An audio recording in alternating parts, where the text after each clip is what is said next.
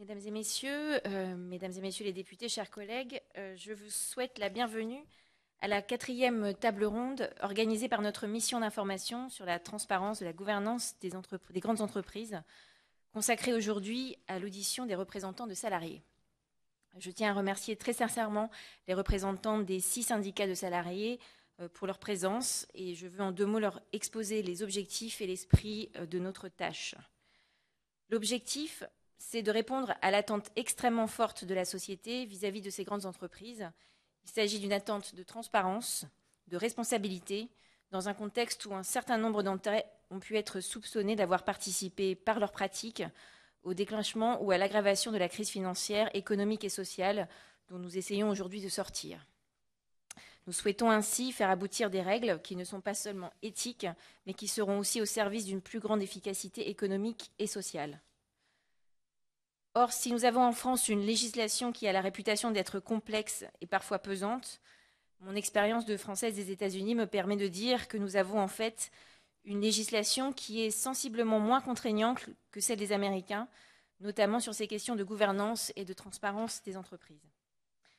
L'esprit, c'est d'associer de la manière la plus large qui soit les parties prenantes de l'entreprise à nos réflexions, car l'efficacité de nos firmes dépend dans une large mesure de leur implication.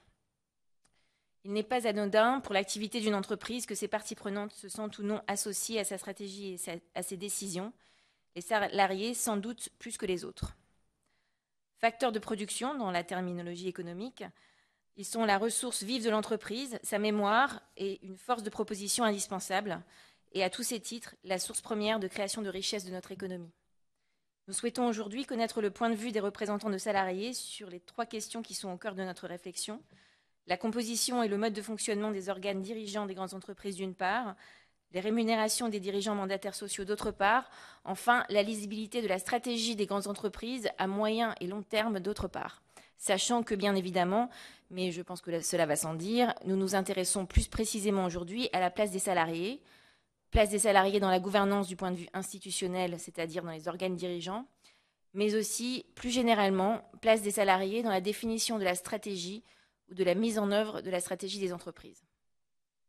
Nous allons entendre aujourd'hui des représentants de 6 syndicats de salariés, de la CFE-CGC, M. Jean-Frédéric Dreyfus, M. Alain Champigneux et Mme Francine Didier, de la CFDT, M. Marcel Grignard et M. Olivier Berducou, de la CFTC, M. Geoffroy Devienne, de Force ouvrière, Mme Marie-Alice Medeuf-Andrieux et M. Pascal Pavageau, de la CDT, M. Jacques Toupé, et pour Sud, Mme Verveine Angéli. Je vous propose d'entendre pendant 10 minutes chacune des organisations, après quoi chacun sera libre de poser les questions qu'il souhaite. Je rappelle que, conformément à la lettre que nous avions adressée à l'ensemble des personnes attendues, cette table ronde est ouverte à la presse et fait l'objet d'une retransmission en direct sur le canal interne et le site internet de l'Assemblée nationale.